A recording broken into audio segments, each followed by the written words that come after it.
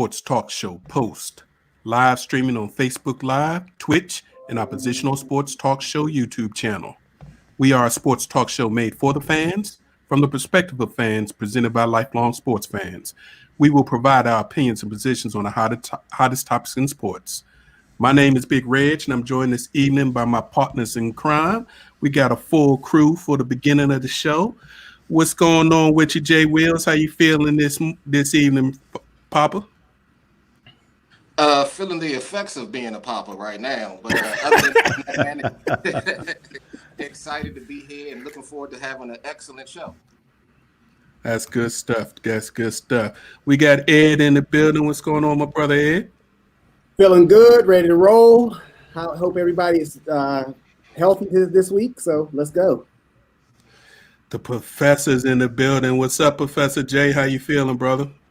What's happening, everybody? Feeling blessed, ready to get a great show, and praise the Lord. And last but not least, my brother J3. What's going on, J3? What's up, fellas? What's up, fam? Thanks for joining us. Let's get it in. Let's get it. Let's get it. So today we will talk about our NBA preview, NFL Week 14, College Football Conference Championship Week, our post takes, and some other topics that caught our attention, and of course our final post of the evening. So we appreciate you tuning in. So sit back and relax and enjoy Post on the Positional Sports Talk Show channel. Fellas, can y'all believe that the NBA is a week away? No, not at all. It just seems like we was just talking about the Lakers getting the victory, Bron getting number 4, and they get ready to kick off not the preseason, not practice. They get ready to kick off the actual season. We're talking about practice. December 22nd. Wow. Scary. So Jay Wills, what we got to look forward to, in that opening week of the NBA next week? Well, the opening week looks pretty good. They're going to kick off Tuesday night at the Barclays Center. Welcome back, Steph Curry. It would be a lot better if they had Klay Thompson. He went down with an ACL injury during preseason, but they did retool up. They grabbed up Kelly Oubre, a couple other gentlemen, and they're taking their talents to New York, and they're going to see the Brooklyn Nets start at 7 o'clock. At 10 o'clock that night, we have what we should have had in the Western Conference Finals last year, the Lakers versus the Clippers at 10 p.m. So we'll finally get to see what Kawhi Leonard looks like against LeBron James. That following day is 13 different games on. Let me just give you a few of the highlights to look out for. For your hometown fans, you got the Wizards versus the 76ers. Later on that evening, you got the Bucks versus the Celtics, Pelicans versus the Raptors, the OKC versus the Houston Rockets, and the Utah Jazz versus the Portland Trailblazers. And if you haven't got your fix by then, they're going to punch you in the face one more time on Friday. Check out what's going on Friday. We got the Los Angeles Lakers versus the Mavs, the Clippers versus the Nuggets, Nets versus the Celtics, the Warriors versus the Bucks, and they're going to finish it all off with the Pelicans versus the Heat. So they're matching up everybody in the Western Conference with one another, who they can have potential issues with towards the end of the season, as well in the Eastern Conference. So we're going to see a lot of these guys who should be very fresh off a season, a semi-long postseason, a very recent preseason. These guys should be ready to go. I don't think we'll have that lull you tend to have in between most seasons when you got that 4, 5, 6 month break, depending on how well you didn't do. I think guys are going to jump right into it. It's only 72 games, so every game means that much more. So I'm looking forward to the season. How about you guys? Well, I got a quick question, real quick, Ed. So, are they playing in different arenas, or are they playing in the bubble? Home arenas. Not bubble. Yes, they're That's rolling just out. crazy. I knew that was going to set you off. Yeah. Yep, they going right at it. That's just crazy. I believe it's either the Orlando Magic or the Miami Heat. Forgive me for not remembering, but they're going to have up to 4,000 or 5,000 fans. I don't know how many they're allowing in the NFL games, but that to me was a strong number. Yeah, that's going to depend on which state you're in. The Golden State Warriors had put a proposal to the California public health officials and the governor. They wanted to do 50% capacity at their new arena that was open last year. And they were going to pay to test everybody coming in the building. Wow. They were willing to spend $30 million to test everybody coming into the building for every game, allow you to come the day before so you can test, so they make sure they had the results. And California said, nah, we ain't having it. Yeah, they probably gonna send them to Arizona too, right? Get that stuff. That show you how they are trying to make some money. Not only are they trying to make some money off concessions and whatnot, selling uniforms, they want to show the world, look, you can hold a concert here. Because once you get the okay to let that amount of people in, why not do business, period? Hey, so-and-so, if you want to do a rap concert, come do it here. We've already been cleared for 12,000 people, and we'll test everybody. We already spent the $30 million. So these people are talking money, and they playing chess behind doors. Well, that was my question for you, Jay Wills, as far as the COVID protocols that the NBA had. If you recall, when they had the startup earlier in the summer, when they wanted to complete the season, there was a lot of back and forth between the Players Association and the league, figuring out, exactly how they were going to do it. And they finally came to the agreement that they were going to have the bubble, which was quite successful down in Florida. So I don't know if they have any set protocols. I don't know if you've heard. I haven't heard of anything. That's one of my questions. And the second one, I was wondering. You mentioned that the LA Lakers and the Clippers were going to kick off the season, and it was going to be what should have been the finals and the head-to-head matchup between Kawhi and LeBron. But are you sure that's going to happen due to load management with Kawhi? Shots fired. I knew that was coming. And if we're keeping it real, to my understanding, it's being discussed amongst Frank Vogel and LeBron himself. He may do a little bit of load management. Now, he won't go as far as to call it load management. He tries to twist it up and, throw a little glitter on it. But at your point in your career, when you've played as many minutes as you've played, and you're an essential part of this team, you deserve a little bit of a break. So it's understandable on his end. Kawhi Leonard, even if he load manages, he didn't show up. So I don't know. I don't know what to say about Kawhi. But as far as the safety protocols, the NBA seems to be a little bit more ahead of most of the other sporting agencies. Now, they haven't, at least from what I've seen, they haven't released anything saying exactly what each individual team is going to do. I know they're going to do whatever it takes to make sure their players are safe, and I think they just naturally have an advantage with the teams being smaller. You only have about, as far as players go, anywhere between 12 to 15, another 10 guys on coaching staff, another 5 to 10 guys that help the coaches carry this, that, and the third. So you're not covering as many bases as you would have to do if you was with the Washington football team, where you got to check 57, 60 guys, 15 coaches, 3-4 buses, 15 guys dealing with equipment. You just have a lot less to deal with. Yeah, it's December 15th, fellas. And based off of what we just said, yes, the NBA was ahead of the curve. But if they're going to move forward, trying to get fans in with the state of the country right now, yes, there's a vaccine, but that's not going to take care of this country over the next several months. So if they start letting people come back, what happens with false positives, all that type of stuff, where somebody could be cleared or false negative, they could be cleared, and then they come back in that game the next day and they turn that event into a super spreader. Then all of a sudden you got thousands of people who get sick again from attending large events like a game in an arena. Then what will we be saying? Yeah, they had it right the first time, but now they reverted back. I mean, what is the commissioner thinking? This is the same year, it's still 2020. I mean, nothing has really changed. In fact, many people would tell you it's gotten worse. So for that bottom dollar, you willing to put people back in harm's way. And in California, man, they one of the reasons we were in this mess in the place. So just because they trying to lock stuff down now, had they had done it in the beginning, then maybe, just maybe, we would not be in the predicament that we are now. They cannot do this to the fans or this country. I mean, if they want to go back into a bubble, I think they need to take some semblance of that and use it. But you coming with the story about Golden State, that just blew my mind.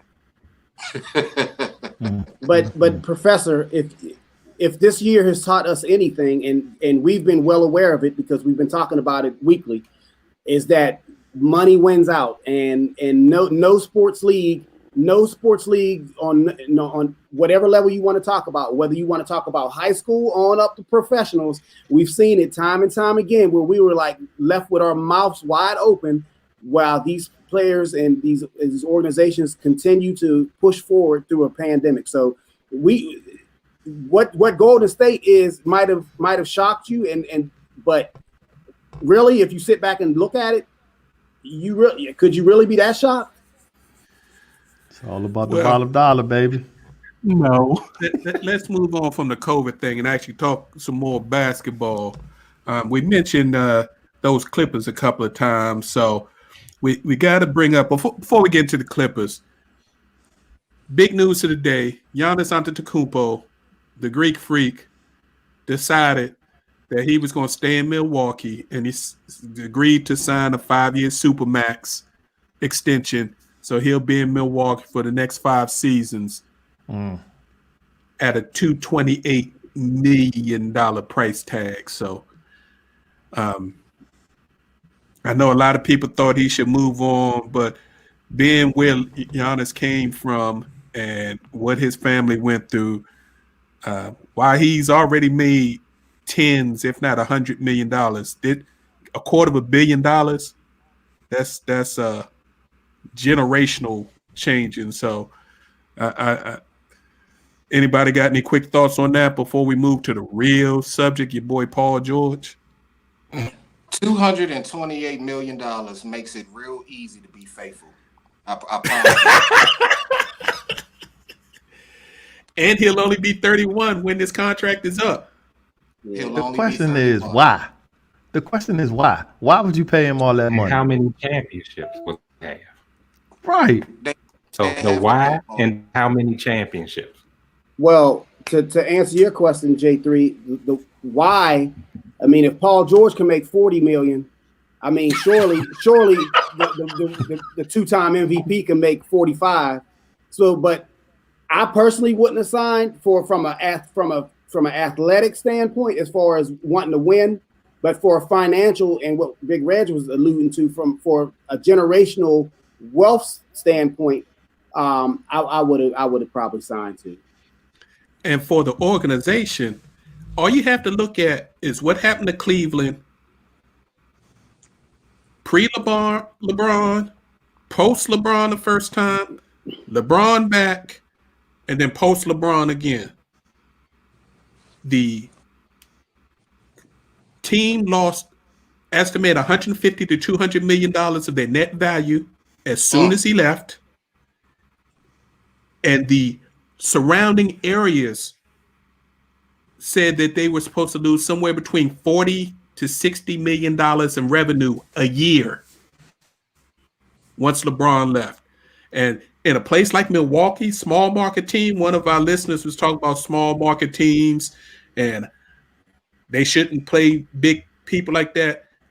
On the other bottom line, and don't forget, most of these owners own the arenas, own stuff around arenas. You're talking about millions of dollars that they generate. So that 40 plus million they paying a year, they making them $80 million. Yeah, peanuts. Absolutely. But Easy if money. you're a competitor, I was gonna say if you're a competitor and you want to win, and you know that they're not bringing any other players to assist you in winning. Why stay in a losing situation? But they are That's why I trying. said how They many bring chips? they bringing How many players chips? in. They're trying. They bought players in last year. They bought more players in this year. It's hard to win championships, fellas. Y'all just think they can just say, okay, we're gonna snap our fingers and put people Kevin together. Durant don't seem to have a problem switching teams and winning championships. They made it look easy. Kevin Durant if you switched got a it, Made player it man. real He easy. did it once. If you got he a did it player once like with the Giannis- best team possibly all the time. Come on now. Man, How if many you got a teams? player Has, I like think Giannis, why think is he not a I think to the that issue- area or actually win him a title? Yeah, see, I think that's the issue. The issue with Milwaukee is they'll to acquire players. They're going to more than likely they're going to have to trade to get them, because I don't see, if you have a free agent, a big time free agent, and it's not homegrown like Giannis, I can't see a person choosing to go to the middle of the country in Milwaukee, not Chicago. You're going to Milwaukee instead of going to like a Miami, LA, a New York, even a DC. So they're in a unique situation. So it was critical that they keep Giannis. And hey, hats off to him. You know, he stayed there, and maybe someone will want to play with him. But you know, it's a tough sale getting free agents to voluntarily come to Milwaukee, particularly in the wintertime. Giannis And then will y'all not get answer another my star. question: how many championships does he win? 0. Oh, Not at least thank with you. Milwaukee. Milwaukee will not get another star. You'll be surprised, and maybe you won't be, but the owners of the Milwaukee Bucks also know they're not getting another star, and they're not winning a championship. We got to stop looking at these guys like they're workhorses, soldiers for the squad. These guys are employees. You can't even yell at the employees no more. Just look at these dudes as a guy who got a good job, getting paid really, really well, and when it's over, You're right. it's over. You got to stop looking at it with that like they die hard for the team. This is not back in the day. The NBA made this a business, so the guy's treated like a business. He gonna get paid 200 and where's the exact number? I want to make sure I don't mess that up. 228. 228 million. You bought my faithfulness. I don't care where I'm playing ball. It's just Yeah. basketball. Sort of like Carmelo in New York. Is they getting paid for that type of money? I would too. Are you kidding me? Devin Booker probably will never leave Phoenix if they offer him a super max when his contract comes up. Why? Take the super max, play 5 years, an extra 5 years like Giannis, and be able to go to an all-star squad when you're 31. You're still young. Russell Westbrook came to the Wizards and he's 32, and we're expecting him to take us at least to the second round of the playoffs. So that means the sky's still the limit after you made almost $500 million. That's Why true. not? So you talking about Point made. let's get to this Paul George thing. We gotta get to this Paul George thing. Ooh. We yeah, your boy Well, PG-13, Pandemic. Pandemic P. Wow, that's cold. That's cold. So recently, Paul's been running his mouth in interviews and on podcasts, you know, hanging out with Steven Jackson and Matt Barnes and with their All the Smoke podcast and all that, talking about how terrible it was for them to lose that 3-1 lead. And basically, he put all the blame on Doc Rivers and took no blame himself. Doc Rivers wasn't out there shooting any of them balls. Sure Off the wasn't. back. So Off what the does that tell you backboard. about his character? Yeah. So what does I that don't tell you about remember his him character? crying. Yeah. I don't remember about him crying when they were up 3-1. I don't remember him crying when he didn't show up in the other games, but yet they were still winning the series. So now all of a sudden that tells you a lot. Character is one, but what happens to him when he faces adversity? He folds up. So all of a sudden you an efficient player, you know, playing in the pick and roll and stuff, the role Doc had you in. His percentages were up drastically over when he was in OKC and when he was in Indiana. So what is he talking about? He's been his most efficient form of himself under Doc Rivers. It's just that when he gets into the playoffs, because you saw with OKC, when he gets into the playoffs, he shrinks. He's not that big time player that people made him out to be, and he can't look in the mirror and digest that. That's why I like Doc. He's all class. I love his response to him. He said Ray Allen didn't have a problem with that role he was playing. And what is Ray Allen? A champion. Oh, A man. Hall of Famer. And Well, no, I do want you was looking for him. something. Oh, I'm sorry. Go ahead, J3. No, go ahead. I was just gonna say we was looking for him in the playoffs. We couldn't see him. Did y'all see him? I was looking. No, he was MIA. Just them bricks. I did want to touch on something that was brought to my attention by our illustrious co-host, Ed. He had pointed out on several occasions that Doc Rivers is just not that good of a coach. And I thought for sure, you know, Ed's from Pittsburgh. He may be a little off. You know, I don't know. He is. I don't know for sure. But, you know, you gotta watch them. You gotta watch them Golden Black Cats. You gotta watch them. He pointed out that Doc Rivers isn't a good coach. And one thing that Paul George did expose while he was running his mouth, that after they got up to a 3-1 lead between the coaches, between Paul George, Kawhi Leonard, Lou Williams, often known as Strip Club Lou, for whatever reason, a team that's under the tutelage of Doc Rivers, a guy that you bring in for his experience because he's been there before. You mean to tell me while you're up 3-1 and these guys are beginning to storm back, you don't sit your team down and y'all don't make adjustments, have conversations about how we're going to stop this and do this, that, and the third. You just let these guys storm back, and none Can of you believe that? Unbelievable. And you believe that? Maybe. How could may it be? Doc Rivers' winning percentage as a coach speaks for itself. You cannot call somebody a coach that wins like he does. How come if Paul was just saying this, how many years into coaching ability, that none of the players have co-signed what Paul George has said? Even runs on his own team. How come I didn't say that? How come your boy Lou didn't say nothing? How come nobody is backing up the smoke? It was properly named, whatever the smoke show is, because he was blowing smoke, a lot of hot air. Players will tell you that if something is true about a coach, you'll have others that co-sign that. This is nothing but Paul George not able to look in the mirror and just accept the fact that he stinks. It's a good point. Not only that, But if there he was had a person that could say something like Kawhi Leonard, he was able to get away with a lot of stuff as well. So if you're looking for other individuals to down somebody, a coach that is letting them get away with certain things, why would they say anything? Now, I'm not saying Doc Rivers absolutely said this, but I can see some truth to it because there was no change in the games. The same way they lost the first game, they lost the second, they lost the third. So that's not about effort, though, right? But Not about effort, right? It Now, definitely played a little bit of both. Go ahead, Ed. I'm sorry. Well, here's what I will say. I still maintain Doc Rivers isn't the best tactician as far as the NBA is concerned. And I know he's a champion. He's won a championship, but I will still maintain he's not necessarily the best tactician. But I disagree how Paul George went about doing this because, like you said, Jay Wills, I think there is some element of truth behind this because if Kawhi Leonard would have walked into the ownership's office, I think it's Steve Ballmer's office, and said, you know what, we need Doc. Doc would still be coaching the LA Clippers. So apparently he did not necessarily have the support of his two biggest stars.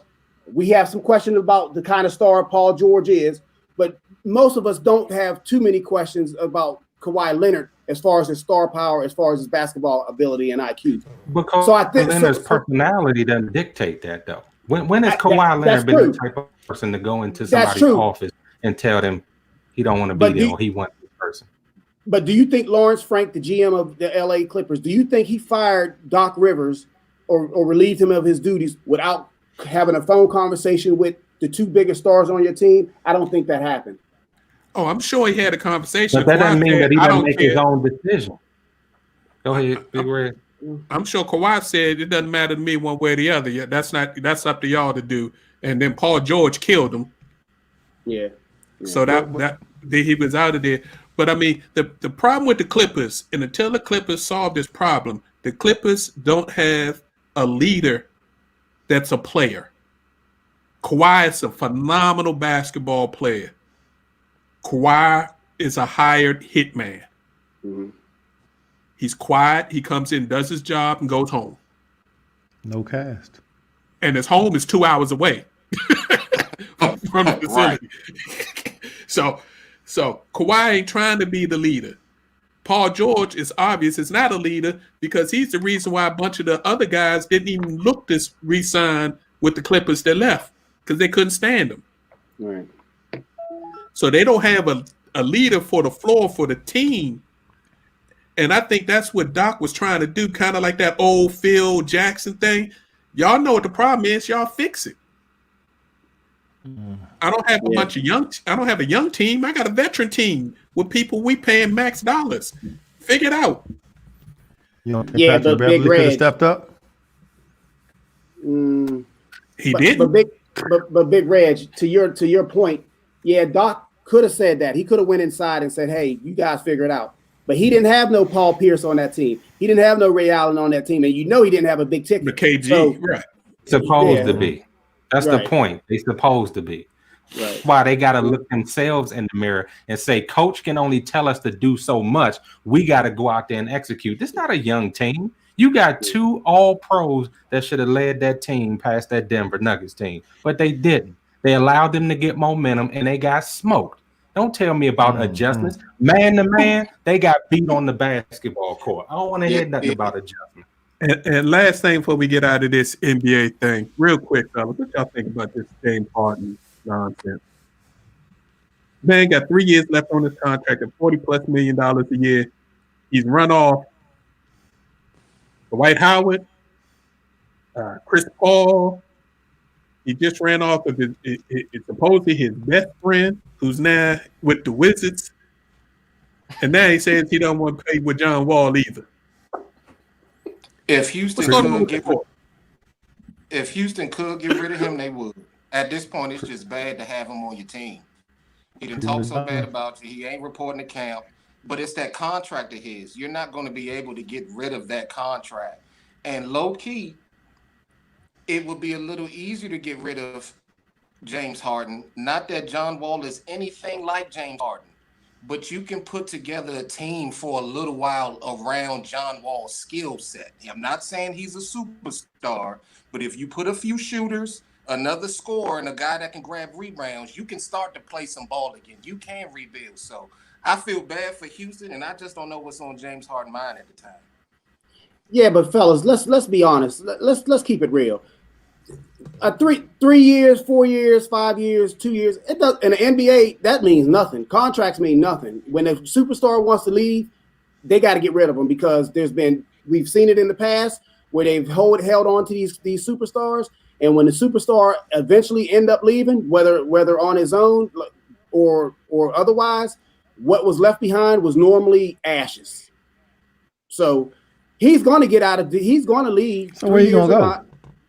I'm not the GM, he's going to get out of there. They're not going to cut him.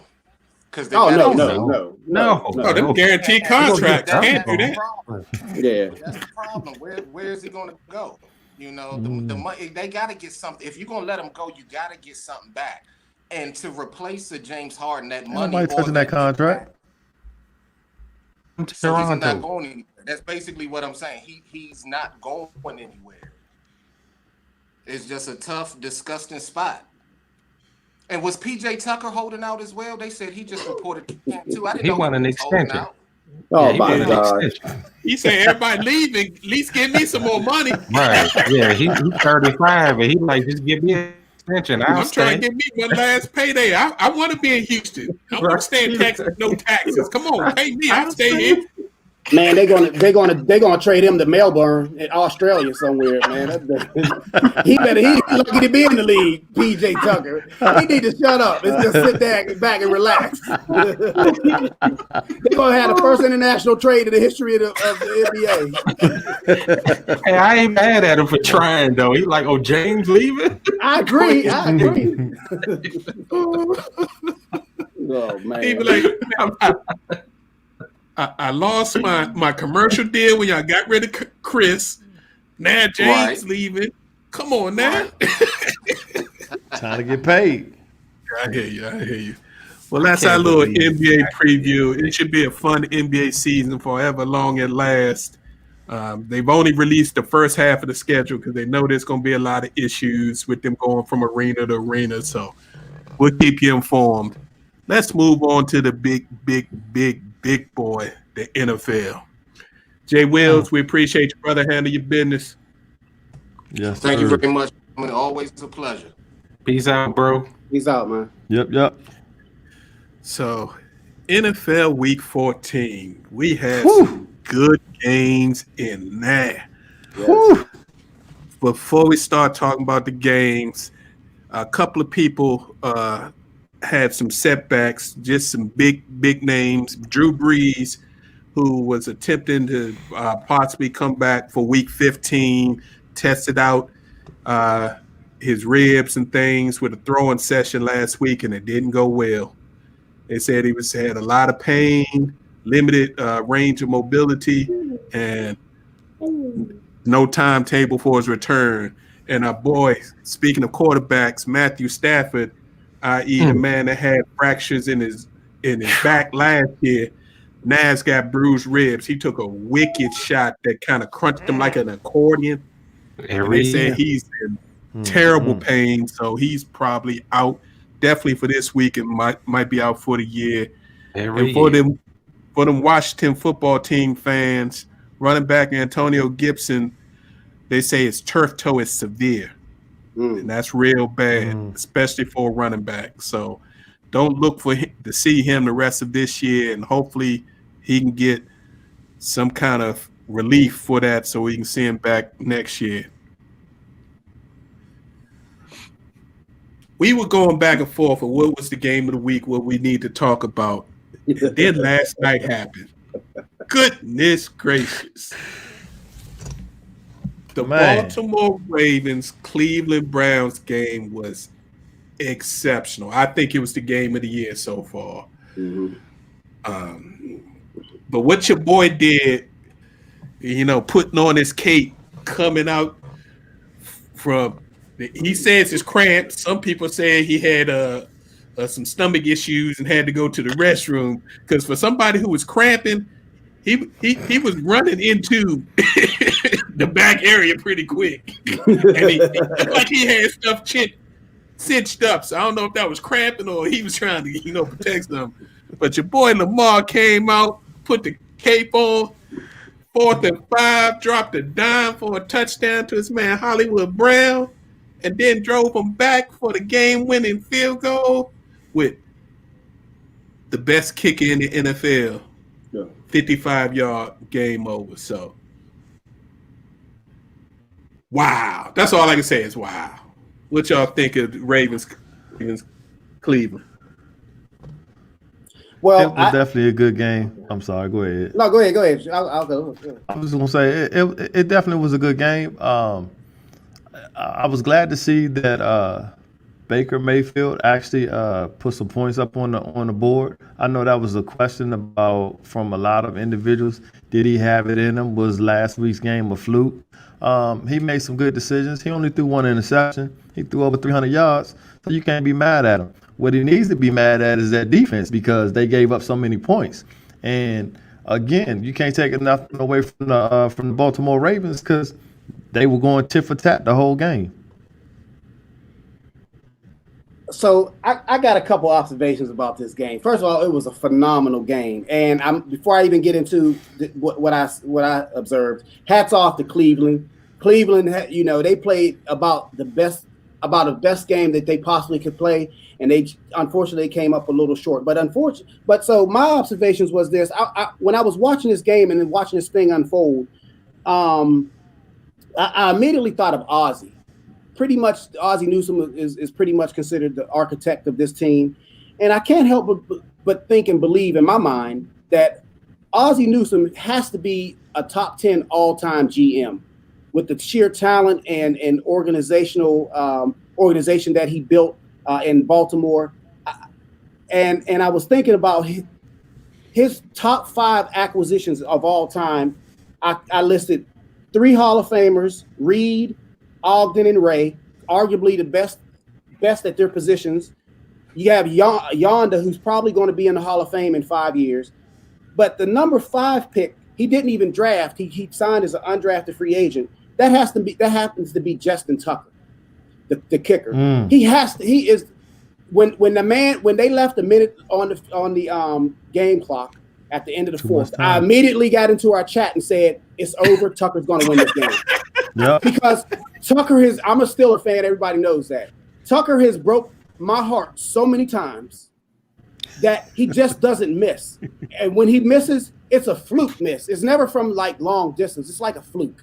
But the game had everything. It had injuries. It had comebacks. It had lead changes. It had drama. It had drop balls. It had redemption. It had everything you want in an NFL game.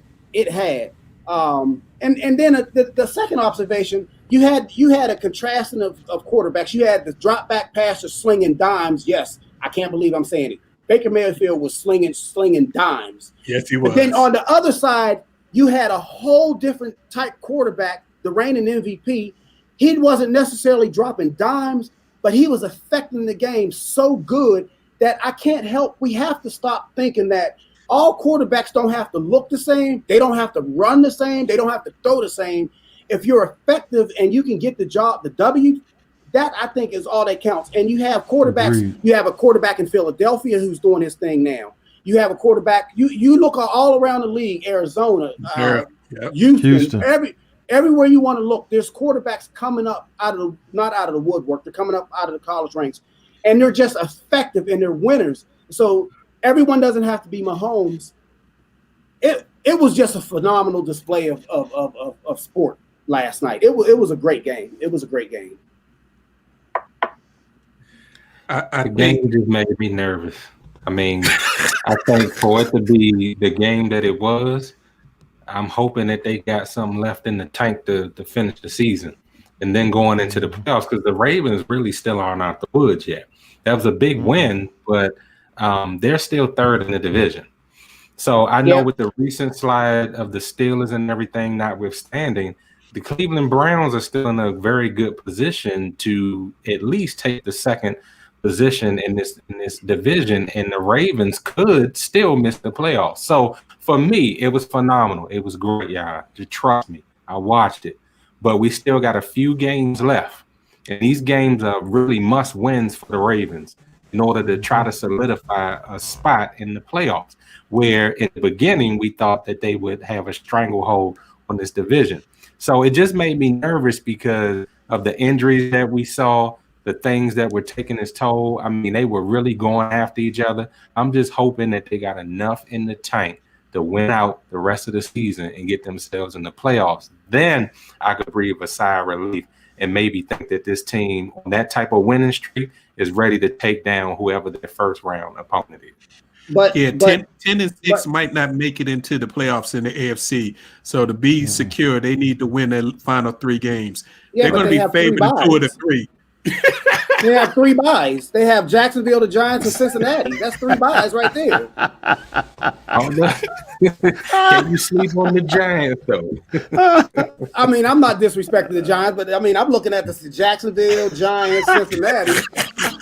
Yeah, I mean, I get you. But we say it all the time, any given Sunday. So, I mean, that's why I said I'm nervous. That's all I'm saying. I'm not saying they can't win them. It just makes me nervous because they gave so much last night. So much. You good, Professor J. Don't worry about it. You good. They have a few more. They got like 3 or 4 more players that still got to come back from COVID. So they'll get them back. Also, I think they finally went back to their identity. Mm-hmm. Let Lamar be Lamar, which means he's going to have planned diagrammed runs in the game, and then let him just be who he is. Mm-hmm. I feel bad for my boy Trace McSorley, though. Penn State grad. He goes in, and he slipped on the turf, and I haven't heard the final weights, but I know he did something real bad to his knee, so that was terrible. But the last thing on this game before we move to the next game, I think that game gave Baker Mayfield his 5th-year option. I agree. Yeah, absolutely. Again, he played a phenomenal job. I mean, yeah, he had one interception, but he threw over 330 yards. You can't be mad at that. What you should be mad at is the defense for giving up the touchdown. But I mean, things happen. Hey, when you got a man out there that probably runs 4.3, maybe 4.2, and got that shake and wiggle in him that leaves jock straps all over the field, people get nervous when he turned that corner and they thought he was going to hit that sideline again. And you saw the whole defense come up. And Hollywood Brown, he had two men on him, shoulder to shoulder. He couldn't get free. All of a sudden, they let him go because they saw Lamar turn the corner. He was wide open. That's the only reason why they caught Mm-hmm. Y'all talk about the little people. Take that off here. Don't worry, talking about the little people. The other big game of the week, we got to talk about the Bills and the Steelers.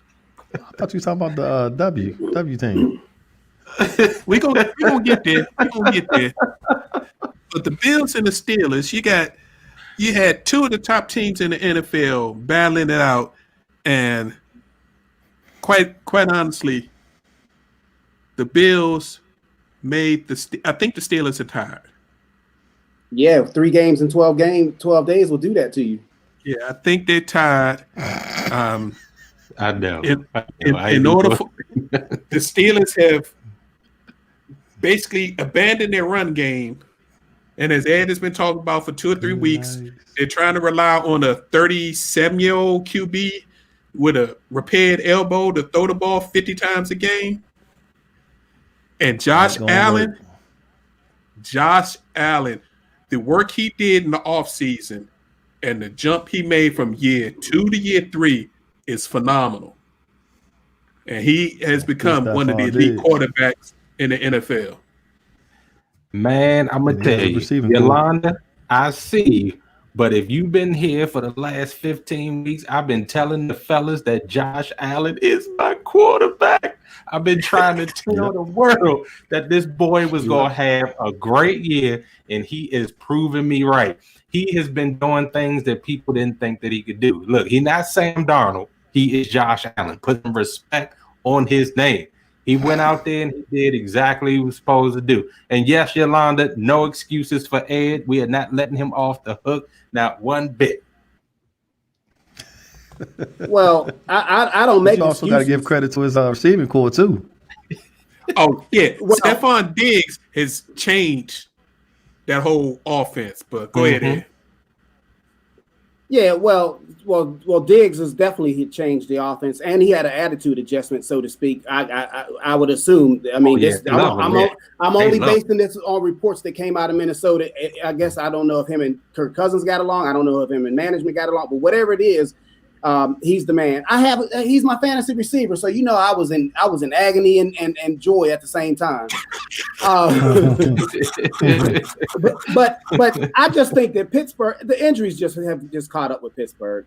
And see, and the thing is, I talk about it, it's attrition, and it depends. When do you get hurt, and what type of injuries that you have? Do you have catastrophic injuries, or do you have injuries that are maybe 3 to 4 or 5 weeks and that you can come back?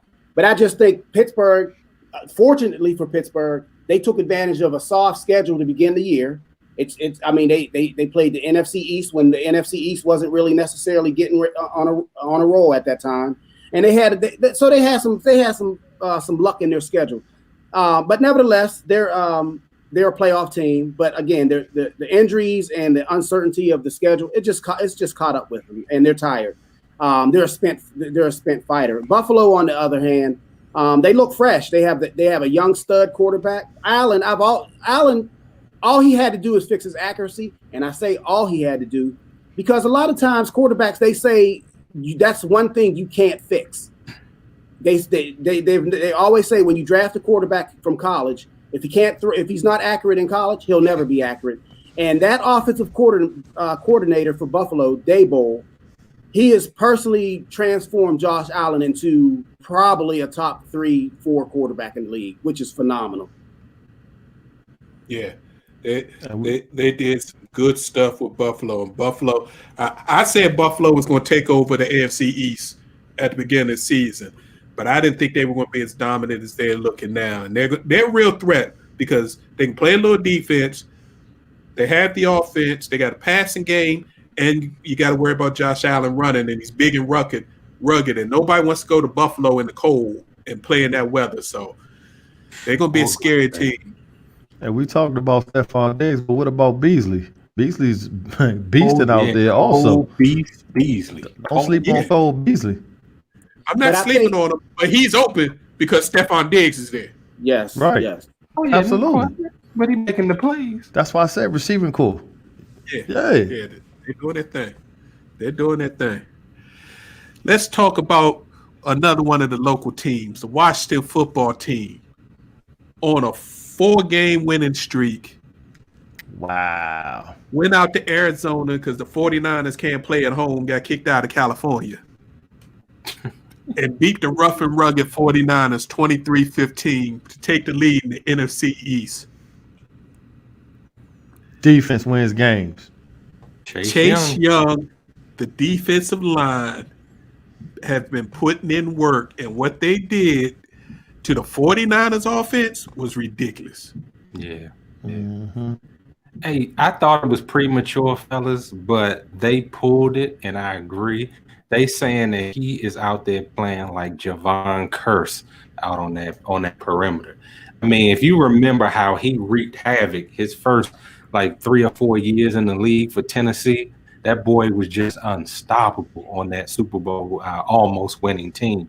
I think Chase Young affects the game in a way where if you don't double him like you do cats like Donald and Mack and stuff like that, you're not going to have a chance. But what I love about this team, because they winning me back over, is you got Sweat on the other side that can't be messed with either.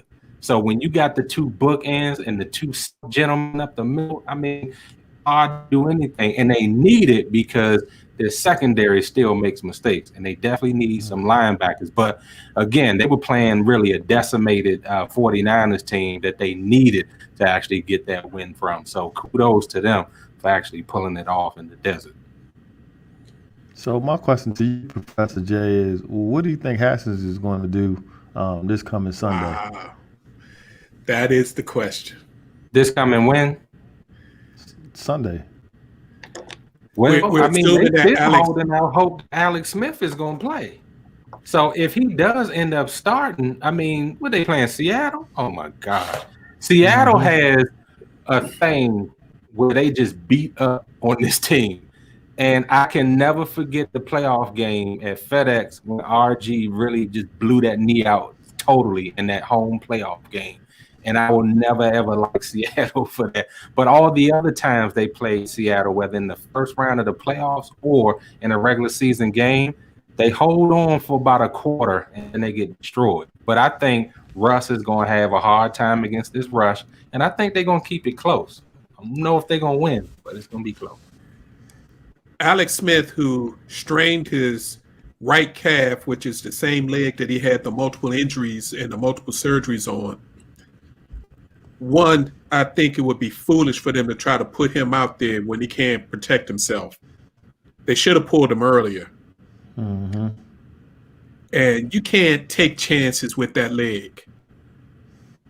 All the surgeries and all the stuff he has done on that leg, you can't take any chances on that. So I expect Haskins to start.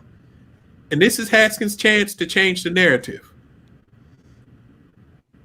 He may have 3 games where he can prove that with that defense, he can do enough to not make a bunch of mistakes to keep the team winning. Because the defense won that game. The defense actually scored 17 points. Exactly. Yeah, but In the guys, 23-15 win. So, but guys, here's the issue with Haskins. We have to understand that Haskins played 1 year of football in college, and then he got into the NFL to a place that didn't want him, and he hasn't been developed properly. It's no urgency for him to. I don't believe it's an urgency for him to get on the field and show what he can do. I ultimately believe that where Haskins ends up being, and I think he's going to be a pretty good quarterback in this league, but it's not going to be in Washington. And so whether he shines this weekend or not, I don't think that's necessarily important for his ultimate narrative. And obviously they don't want him, and I would be like, if I was him, I would be like, hey, you didn't want me, okay, don't want me then.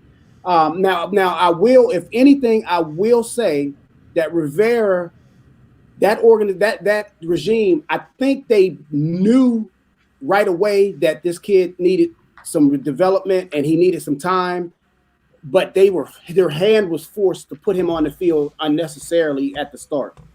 So, and I think that whole relationship is to a point where I think it would just be best if Haskins moves on. I do hope he does well this weekend, but again, I don't think ultimately this is where he's going to be. A couple of things, though. I think that, for one, I agree he has to do well this weekend if he's going to start. He is really on the cusp of either being someone that has promise, like you think, Ed, or somebody that can end up like a Geno Smith or somebody like that.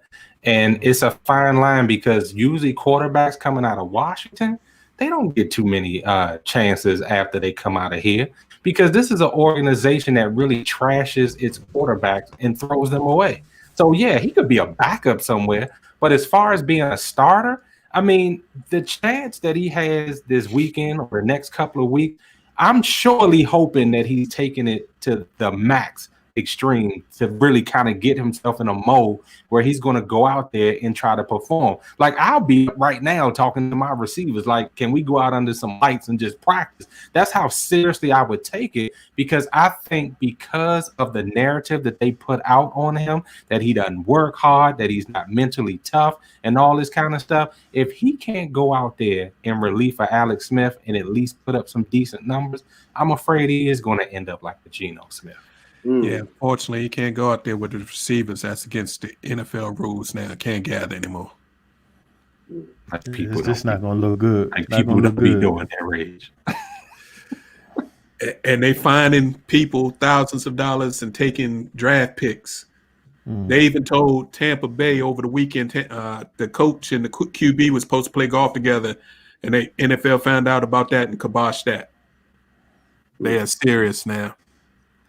So Washington is in the driver's seat to win this NFC East. They finish out. They've got the Seahawks, but the Seahawks are here. Then they have the Panthers and finish at the Eagles. I think they can win 2 out of the 3, which will put them They'd also lose all 3. at 8-8. I don't think that defense is going to lose 3 games. I think that defense is good enough that the But that's half defense the is going to game, win at Reg. least 1. That's half the game. That's half the team. I Haskins understand never that. turn the ball over. Don't forget that. Right. We will see. We will see. Speaking of young quarterbacks making a statement, Jalen Hurts took over the Philadelphia Eagles, a team that has been floundering and looked like they were just going to do bad. And wow, the offense actually works. The receivers can actually catch some balls. And the rookie who everybody thought was going to slaughter, playing the number 1 defense, New Orleans Saints, Jalen Hurts put in work. You know, What happened to the Saints? but I laugh when people think that with as much value as teams put, except the Houston team, that as much value as teams put in their draft picks, particularly their premium picks, which is the first, second, and first and second round picks. When Philadelphia took Jalen, they thought, and irony would have it, they thought he was going to be. They wanted to put him in a role like a Taysom Hill. The management in Philadelphia is not as dysfunctional as people would want to believe. They did win a Super Bowl a few years ago. So when they drafted Jalen Hurts, I think they had in the back of their mind that, hey, Carson Wentz, we did pay him, but something might be, something's amiss about him. He's injury prone. Obviously, his confidence is destroyed. I think they had I think they had this plan all along that Jalen Hurts was an insurance policy. You don't take anybody in the second round, particularly as many problems and as holes as they need to fill on that team along their offensive line. Even before the injuries hit, they had some questions concerning their offensive line, and other skill positions as far as wide receiver is concerned. So, anyway, Jalen Hurts, congratulations. He did a good job against New Orleans. With obviously they didn't have Drew Brees, but Taysom Hill had looked good prior to this past weekend. So, yeah, Jalen Hurts, Philadelphia, I'm not surprised with his success. So, Well, I Philly, called we it. got a problem because if Jalen Hurts, they've already announced he's going to start this week, which means he'll probably finish out starting the year. If Jalen continues to make that offense look better than what it was under Wentz, you got a big problem because the players in the locker room are going to want to play with the best player at the position. But his contract says he should be the starter unless they can trade him. You play games to win. You don't play games to pacify somebody's feelings. Yeah, I agree. You can eat that. You'll eat that. I think you can eat that.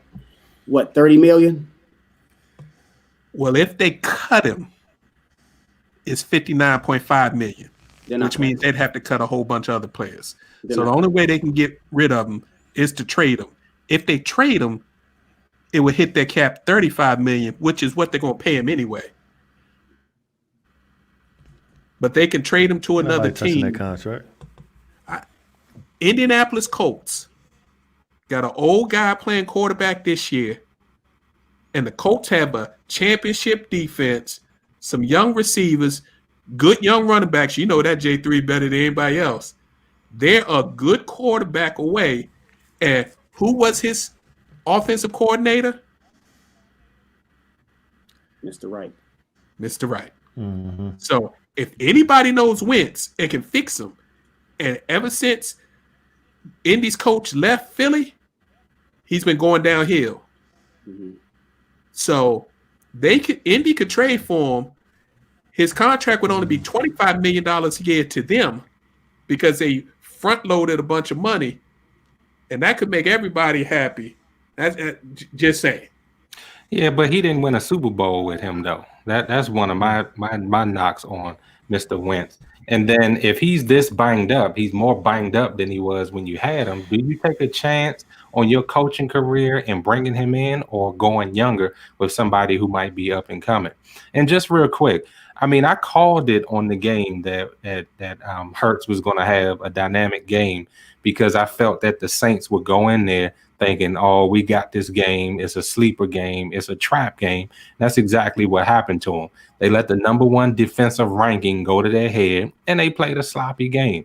But taking nothing away from Hurts, because we've been beating our chest for Hurts anyway. Wanted him to be a Steeler for real. But now that he has his opportunity, I don't really see him giving it back because that offense is different. Stevie Wonder can see that this offense function and move differently with him in there. And when he got in trouble, he bailed and he killed them. He rushed over 100 yards against the Saints, and they had no answer for that. So, yes, I would keep him. And if he does get moved and Indianapolis is the place, my prayers are for him. But I just don't really see anybody wanting him. But know this, that it's not guaranteed that they have to move. Like I said, they have Jalen on the cheap. I mean, rookie, drafting these young kids. That's why a lot of these rookies are playing, although I don't think they should be yet. But a lot of these rookies are playing because they're trying to maximize that value and maximize the value of these players and build a team around them with money. And then by the time they come to pay the quarterback, then hopefully they can make, some adjustments to the roster. But you can't bring both of them. If Jalen finishes the year out as a starting QB, you can't bring him and Wentz back. You're gonna have a $35 million cap hit backup. That's not good football. I mean, Maybe you got to take the hit at some point. You might have to just take that hit. You might have to just eat it. I hear you. The name of the game is winning. That should be the name of the game, but we all know that not every organization is into that. True. Not saying that Philly isn't. Yes. All right, we getting a little late here, so I'm just highlight a couple of things in the MVP race. Patrick Mahomes had his worst game ever as a passer with 3 interceptions and a terrible 30-yard sack that he kept running backwards and almost ended up in the end zone for a sack. But still, with all that, the Chiefs were good enough to beat the Dolphins, which has a good defense, 33-27. Also in the MVP race, I think our man Aaron Rodgers jumped to the front of the league. Discount double check. Aaron Rodgers threw another 3 TDs, no interceptions. So he's got in the 13 games he's played, he's got 11 real good games, and he's got 2 games that he looked real bad, especially that Tampa Bay game. So, but at 10-3, they're looking good, and now they have the lead in the NFC. And for you New York fans out there that are on with us, we know New York lost, but that was another example of an organization scared to offend a young QB. Daniel Jones should not have been in that game. He could barely move. He was a liability. He couldn't protect himself. So what ends up happening, he gets sacked multiple times, starts fumbling again, which he had almost corrected that situation. And now they've hurt his confidence and his leg. But organization's scared to hurt the feelings of the franchise QB. Not the little people. No. Daniel Jones, franchise QB. They better protect them. Something ain't right about that. Yeah. So your week 15 matchups to look forward to. You got the Patriots at the Dolphins Sunday at 1, Bears at Vikings for the elimination game in the NFC. Who gonna get that one, Larry? You got the Seahawks at Washington, Eagles at Cardinals Sunday at 4, Chiefs at Saints, which should be a really good game. And then the Browns at the Giants. And what's funny about the Browns at the Giants, that's now the Sunday night game. Wow. Because they had to move the Dallas Cowboys off Sunday night because they were tired of having that terrible team. Jerry Jones don't like that. You know he calling the NFL offices. Oh, yeah. Roger, what are you doing, Roger?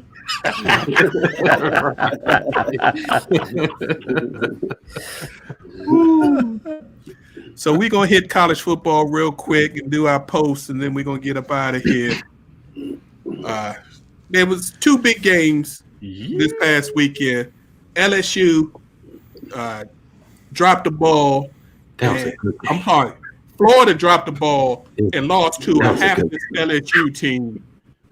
And totally eliminated themselves from any possibility of squeaking into the college football playoffs. You had the Army-Navy game. Oh, yeah. That hurt. And everything. That was a touchdown, man. Because of the fog and everything, that was a hard game to watch. But yeah, it was. No Army. 0. Army shut them out, even though I agree with you, Professor J. Navy did score a touchdown. Yeah, that was but stop J3. 15-0. And we got to shout out University of North Carolina. Their 2 running backs, Michael Carter and Javonte Williams, set an NCAA rushing record. They ran for 544 yards in the 62-26 win over Miami. Dang. And gave you down. What's up, Sense? That's tough. How that even is possible, I don't know. There was some coaching news out there. Head coach Kevin Sumlin got put out of his misery again. He got fired at Arizona. Unfortunately, Illinois head coach Lovie Smith got relieved of his duties in Auburn, which was the big shocker. Gus Malzahn of Auburn, who had $35 million left on his contract, and Auburn said, "Get up out of here." Wow. Here's 21. See you. So That's crazy. So Ed, give us a little preview of what we can look forward to for championship week. We got three biggies this weekend. We have number 2 Notre Dame versus number 3 Clemson in the rematch in Charlotte. This is off the heels of a November double overtime Irish win, 47-40. The Clemson fans want to put an asterisk next to that game because of the star quarterback Trevor Lawrence not being available due to COVID-19. So we got that to look forward to. Clemson and Notre Dame this weekend. Next, you have and a side note to that game. I really believe if Clemson wins this game, I think out of all the teams that are potentially going to the playoffs this year, I think Notre Dame is actually the only lock. I know that might be a surprise to some Bama fans. Ed, you're my best friend, Slim. I think Notre Dame, no matter what, they're going to be in. Anyway, moving on. We have the SEC championship game, number 1 Bama versus number 6 Florida. And this is the odd matchup, odd in the sense that even if Alabama loses this game, Alabama more than likely will be in the playoff. Oh, yeah. But if Florida wins, they will not be. So you'll have the SEC champ, Florida, not being in the playoffs, where Alabama, the runner-up in the SEC, will be. So let's stay tuned on how that plays out. The Big Ten championship. Now, this is the one that's a head-scratcher to the layman. To us, it's not because it's all about the money. Ohio State versus Northwestern. Ohio State, remember, they only have 5 wins. They've only had 5 games. So their Big Ten rules and bylaws state that if you don't have 6 games, you cannot participate in the Big Ten championship. Well, the Big Ten got together and said, you know what, let's do an adjustment. And they said, based on the possibility, the fact that whether or not Ohio State won or lost this game against Michigan that was canceled because of COVID, they were going to be represented in the Big Ten East in that championship game. So, lo and behold, they're in against Northwestern. We'll see how that plays out. Big 12 last week. We said that was going to happen last week. Right. Yeah. The Big 12 championship has the number 11 Oklahoma versus Iowa State. And on the surface, this might not seem like a big game, but pay attention to the head coaches in this game. Lincoln Riley for the Sooners and Matt Campbell for Iowa State. Whenever a head coaching position comes open in the NFL the last few years, these two men have been front and center as far as college choices. And remember, last year, Baylor was in this game, and their head coach found a job, Matt Rule, in Charlotte. I'm sorry, Carolina Panthers. We have the Sun Belt Championship. We have the undefeated Coastal Carolina taking on the 1-loss 9-1 Louisiana Raging Cajuns. And then we have the Pac-12 Championship, which, interesting enough, is against number 15 USC and Oregon. Oregon's only 3-2 this year. But of interest is the 5-0 Trojans have the identical record as the Ohio State Buckeyes, yet they're ranked 15th with no possibility of getting in the college football playoffs. And we have number 4 ranked Ohio State, who's firmly, if they, outside of suffering a loss to Northwestern, they'll be in the playoffs. And so that's where we stand with championship weekend this weekend. So good luck, guys. Yeah, you got the committees is looking like they're trying to get Ohio State in. Pac-12 has been eliminated for the past 3 years, so they don't. And then you got the Big 12. They eliminate themselves generally by week 2 or 3. The only possibility was Oklahoma, and with their young redshirt freshman quarterback this year, they struggled in the beginning, and now they're picking up steam. So that eliminated the Big 12. So should be a good college football weekend, and then we will know who will be in the playoffs. And one more thing about that. I'm sorry, Big Reg. One more thing about that SEC championship. You probably will see there's 3 front runners for the Heisman playing in that game. So probably the Heisman Trophy winner will come out of that game.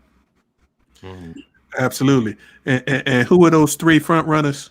We have the quarterbacks, Mac Jones for Alabama. Mac Jones. And for Florida, we have Kyle Trask. And then we have the long shot, but deservingly wide receiver, Devontae Smith.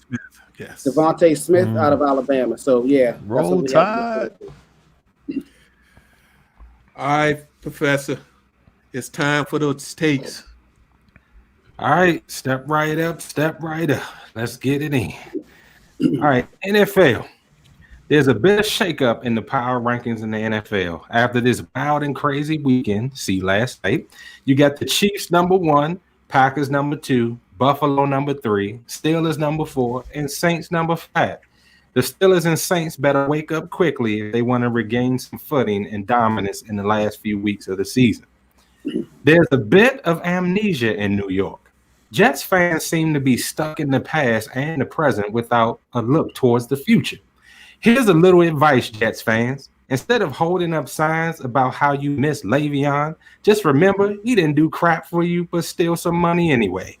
Instead of signs that say fire Gase, you should be using them to tell the owner which future coach you would want that could at least return you back to what Rex Ryan gave you with his butt fumble quarterback. Start claiming what you want. If not, I beg you to get a new team. I know everyone is excited about the epic game from last night, but I'm looking ahead to the playoffs.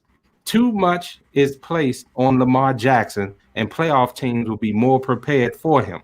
It happened last year against the Titans. Just be concerned about when he has to make decisions that outweigh his athletic ability. To win a Super Bowl, it takes a bit more to lift Lombardi. Great win for the Blackbirds, though. It looked more like a team effort. That is what it would take. Remember, Trent Dilfer and Brad Johnson have Super Bowl rings. NCAA football. Helmets and cleats off to Sarah Fuller once again. She keeps extending, yes, go ahead and give it up. She keeps extending her own story. Dare I say, her story has been made again, pun intended. She has kicked 2 extra points successfully. Without a doubt, those kicks were dead on, and she will continue to get better. I love the fact that she is showing no signs of slowing down. Make the NFL a reality. Who are we to say that it is not possible? There was a lot of heat for postponing the Clemson versus Notre Dame game. But we all know the reasons are dominated by dollar signs. It is hard to keep getting upset over the same things. At least we can say it was also for player safety. Wink, wink. Even still, we are going to be in for a whale of a college football championship weekend. Both teams will leave it all on the field. The outcome of this game will have the largest impact on the college football playoffs. NCAA men's basketball. As snarky as Coach K can be, I found myself agreeing with him over the last year and a half. That is tough for a Tar Heels fan to say that about a Dookie, but I have to lend credit where it is due. We all agree on this show that sports should not be going on right now. Yes, it gives us much to do since this is the basis for this show, but we would rather our kids be safe. Pros have the right to choose their own line of work and earn for their families, but these kids, albeit legally adults, still need to be protected. It does come off a bit hollow following a loss, but Coach K is definitely correct. We do have to remember that he is up in age and putting himself at risk too. Hey, Coach, just let North Carolina spank you this year before we halt the season. Old Coach Thompson would smile at this one. Iowa center Luka Garza has a chance at the national coveted the coveted National Player of the Year Wooden Award. This is a huge deal because it normally eludes big men. Not even Pat Ewing, Shaquille O'Neal, or Hakeem Olajuwon won the award. He is averaging over 30 points per game. Let's root for the bias to end and get this young man to the next level. NBA. There was not really an off season for the NBA, but we seem to be off to a fast start. Trades are not completely done, and pundits are already crowning some teams as champs already. Let's pump our brakes, folks. I expect the playoff teams to be on cruise control at the inception of this regular season. Ink needs to dry on new contracts, and according to PG-13, players need time to mesh with each other and learn how to make adjustments on the court. Apparently, we have pros on the court who can't adjust unless the coach tells them to do so. Anyway, there will be many more shots being fired this year. Looking forward to Christmas Day. Major League Soccer. Congratulations to Columbus Crew for their 3-0 win over the Seattle Sounders. They have now hoisted the MLS Cup. This is a great accomplishment for a team that was almost moved and dealt with its own round of challenges to get to the top of the mountain. They are proof that adversity truly makes some stronger. LPGA. Amy Olsen, I'm with you.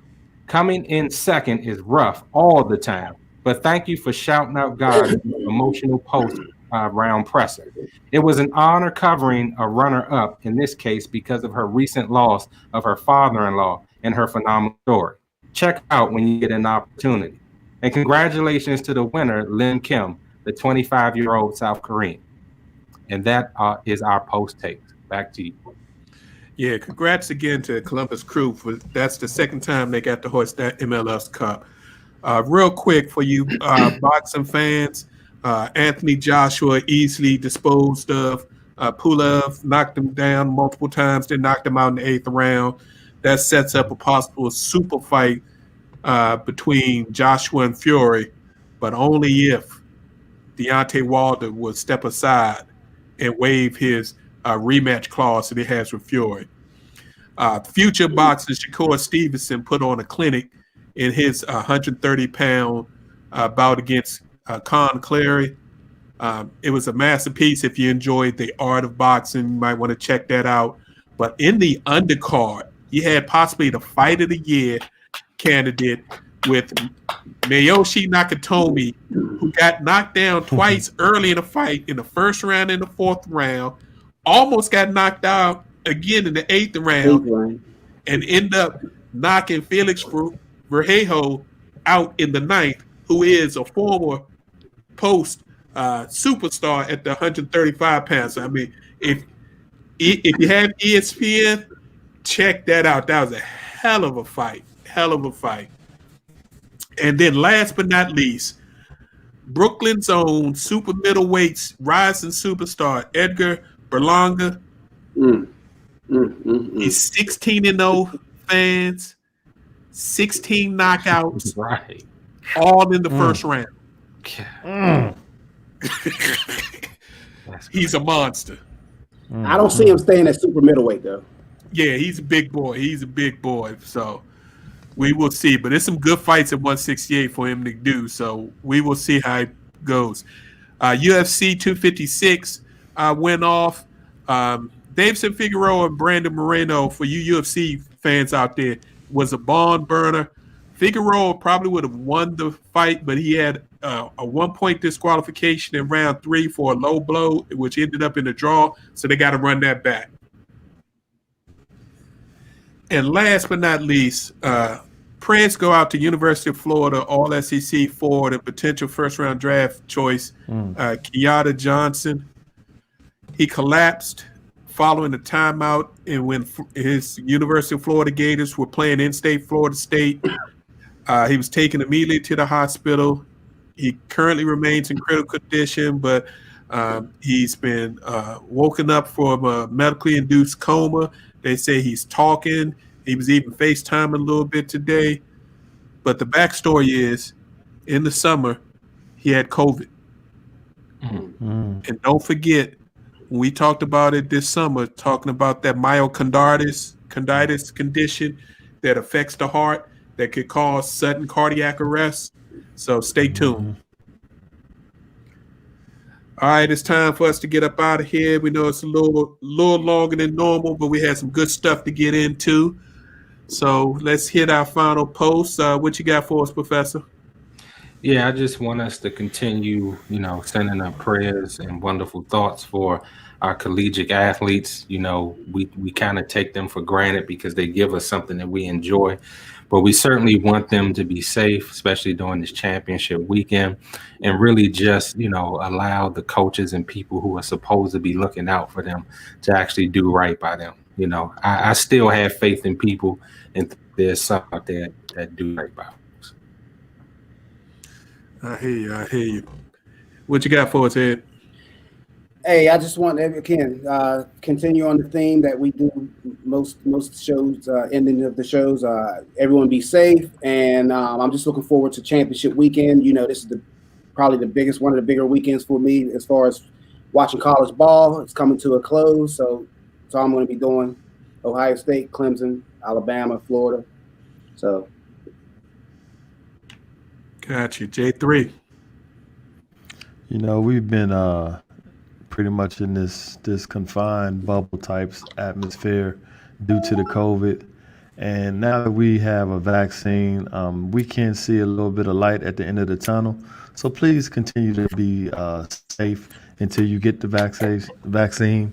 Or if you just decide to hold off and wait a little longer, just remain safe and keep your loved ones close. And I'll see you next week. I hear you. I hear you. That's good stuff. Yeah, it seems like we're soon to get a second vaccine. Here, the Moderna one looks like it's going to run through their process by the end of this week, so there'll be 2. But like J3 said, because there's a vaccine out and there's a light at the end of the tunnel, we're still in the tunnel. Mm-hmm. So people, this winter is going to be rough. Just get your mind ready. Stay home as much as possible. Stay safe as much as possible. The pandemic is at its worst level as it's ever been in this country, and we're losing 2,000 to 3,000 people a day from this. So please, please, please be safe. And for those who are considering, you know, traveling to go see family and all that for the holidays, please take some time to think about that and discuss that with your family. It's better to be safe this year and stay home and be a little lonely and have your family for many, many more holidays to come than to go see them this year because you're frustrated because you've been locked up for 9 months and they might not be here next year. Mm-hmm. So that's just my small bit of advice. We'd like to thank you all for tuning in and listening. We appreciate your time and opportunity to share our position on sports with you. We know you have plenty of other things that you can be doing on the Tuesday evening or whenever you catch our show. You can catch us every Tuesday at 7 p.m. We're here live each and every week. You can also download this show and previous shows via our Facebook and YouTube page, Position on Sports Talk Show, or at Positions on Sports. Please subscribe and like, and tell your family members and friends who are interested in sports. If you think we did a good job, we greatly appreciate that. And if you have any suggestions, shoot us drop us a line on social media. We love to hear from our fans. Thanks again. Be safe. Take care of each other. Peace. God bless you. See ya.